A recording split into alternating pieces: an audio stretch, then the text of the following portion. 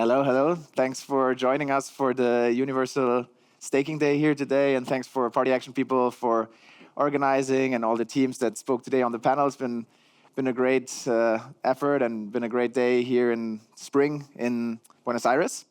Really enjoying the city. So today I want to give a short keynote on mapping the universal staking ecosystem. The title has been given a bit before I actually made the presentation, so it might loosely fit. But essentially I want to start by talking a little bit about the problems that we have in the space, right? Basically, we all know the token economy is broken.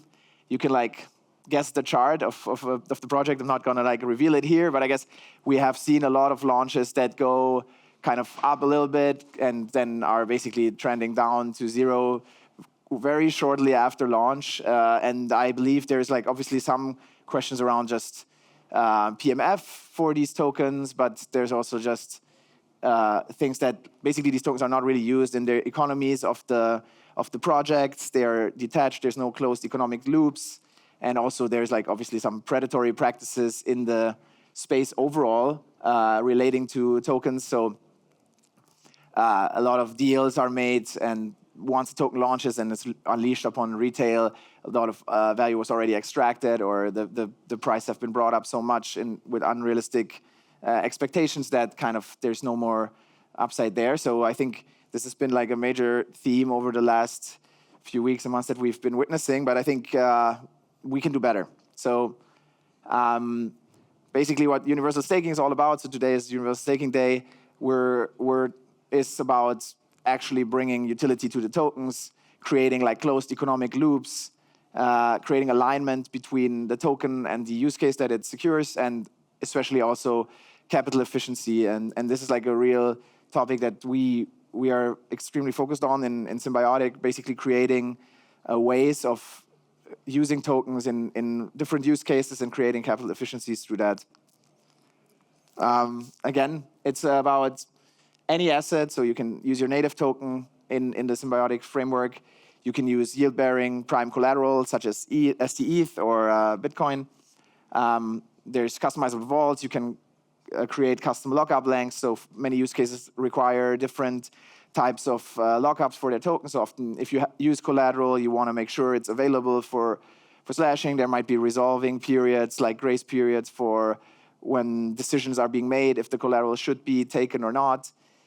There's different logic of how a slashing should be triggered, what happens in the case of a slashing, how the funds will be redistributed between the actors on-chain or off-chain, and also different ways of rewarding people. So essentially, the universal staking framework that Symbiotic is building allows you customize these things, and especially allows you to, what we have learned to say in this industry, restake across different use cases. So meaning you can opt into, with the same collateral, into different sort of commitments of collateral, and then those collateral will be accessible to be slashed by those parties.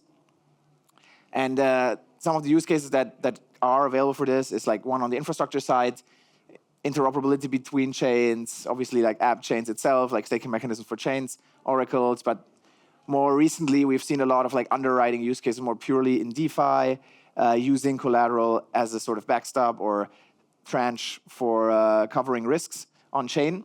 And I'll go a bit deeper into that. But these are essentially the things that we see in our ecosystem with teams building on Symbiotic. So currently there's, I think, around 23 networks in the ecosystem. We do still have infrastructure use cases, so basically validator sets, right? Every time you need a set of distributed validators, you can get them through staking. There's another use case that extends the capabilities of the core chain, and provide transaction guarantees, which is a form of insurance, right? You want to ensure that your transaction lands on chain, so you can use pre-confirmations.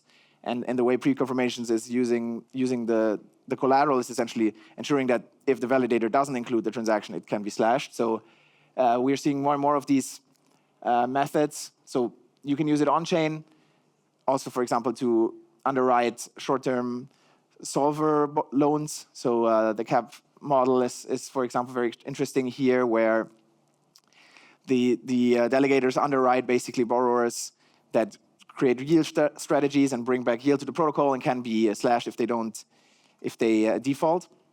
The same can be used, for example, for cross-chain intents, where the liquidity inside a Symbiotic vault can help to underwrite solvers doing their job and kind of getting inventory from Symbiotic potentially even. There's other use cases in consumer credit, in duration risk, and specifically like today we announced the collaboration with Nexus Mutual, so the capital can be used to underwrite additional risks such as smart contract hacks. Like Nexus Mutual is like one of the leading on-chain coverage providers, active since 6 years and with like multiple millions of dollars of claims paid out. Essentially what they are benefiting from here is that the supply in Symbiotic is already earning yields on other use cases in the system and can then thus at a lower cost of capital underwrite the risks of Nexus Mutual. And the cover can be provided, for smart contracts, for Oracle failures, for liquidation. So there's a lot of different types of cover that we can talk about here. But there's actually even like off-chain use cases theoretically that you can leverage the on-chain capital for. So traditional insurance policies, they generally insure like events in the real world, right? Like directors or employees insurance, catastrophe bonds, just reinsurance in general. So we can also use capital that is on-chain to insure these off-chain events and pay out yields to underwriters on-chain. And I think what's really interesting here, and that's essentially how it works in the real world, is things are like kind of independent of each other. In crypto, we're used to like things being very correlated with each other because everyone's kind of focused on the same use case. The overall ecosystem quite small and is moving in conjunction with each other, especially in the early markets where it was just like a kind of small market in comparison overall. And we have these boom and bust cycles where things are interconnected. We saw obviously with the Terra meltdown how far those interlocked things took us. Like we saw FTX being taken down and kind of impacting the overall market, of course, both in terms of like the sentiment, but also in terms of actual exposure to credit risks. In the real world, right, there's like correlations between different industries. They can be very different, right? Here we see some examples like minerals and consumer goods are quite correlated versus other things that are much less correlated. And really the key here is that if you have things that are uncorrelated, you can essentially use the same collateral to underwrite both of these different risks and thus gain capital efficiencies because you essentially can cover both of these scenarios with a statistical significance and with statistical knowledge that it probably will be fine, especially at size, at scale. And this is really what also universal staking allows us to do, and hopefully will unlock a lot of like innovation on the cover and on the general use case of collateral in the space. So I just kind of bring it back a little bit, trying to create a little bit of this correlation matrix, as we call it, for use cases that we have in the universal staking economy. So I haven't filled it out, and maybe also a question to the audience and people in general, how they think these things are correlated. Obviously, this is like a job that in the future will be done by curators and like sort of professionals. Like in Nexus Mutual, there are actuaries actually underwriting risk and analyzing the protocols and also like analyzing the overall exposure of the Nexus Mutual protocol towards different risks and how they are correlated and how their exposure is overall. So I think we stand at the very early inning of this entire things. But basically, like you can tell, even within a certain category, let's say credit risk for solvers, if you loan to one solver and you also loan to like some other entity, the risk of one of them defaulting is not necessarily like correlated as high. There is some correlation potentially if they're like exposed to the same, or if they use the loan to do some certain activity, but it's not necessarily like perfectly correlated. But maybe more clearly, for example, the credit risk of borrowing to a solver and the slashing risk of a proof of stake network, they are very uncorrelated, right? So like a validator double signing is like completely decorrelated from someone defaulting in the most likely case, right? So here you can see that if you sort of combine those cases, you can make the economics and the capital efficiency of restaking work. And this is really something that we're really excited about seeing in the risk marketplace that we're building in Symbiotic, and seeing different curators choosing different strategies to do that. And ultimately, you end up like sort of, if you want to visualize it, we have the system of vaults that are delegating or underwriting different risk use cases in the economy. You end up with like different trade-offs, right? So some people might be overexposed to risks and don't even earn a high reward for it. So this is basically the vault 3 in this illustration. You might be underwriting risks that are actually high risk, but you're not getting paid enough premiums for that. And other vaults might take a high risk and high reward, and then there's like sort of things in the middle. So here is like this efficient frontier, right? Everyone that saw Markowitz and or knows about portfolio distribution like probably seen graphs like this in their past. But essentially, this is the landscape that we end up with in a mature ecosystem where there are different risks and different use cases to stake towards.